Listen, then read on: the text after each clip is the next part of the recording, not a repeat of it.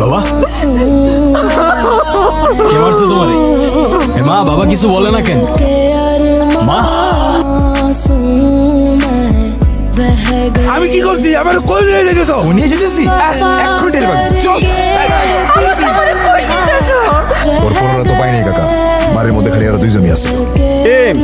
তুমি তো নিজে নষ্ট হয়েছই, তোমার পোলাটারও নষ্ট করছো। তোমার মুখ লাগতেও আমার লজ্জা করে। আলার পুতারা তো জুতা মারা উচিত। কি কইতেছেন আপনারা? হয়েছে এটা কি? আমার তো কেউ কিছু কইলই না। চিন্তা করছেন কাকা, জানার বাচ্চা নাকি কিছুই জানে না। কাকা শুনেন, এত কথা দরকার নাই, ওরে আমার হাতে তুলে দেন। ওরে কেন শিক্ষা দিতে হইব এটা আমি খুব ভালো করে জানি। এই কামাল ভাই বিচার করতেছে না, তুই চুপ থাক।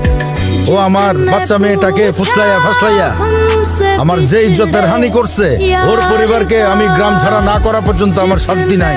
এই শায়েস্তা করবো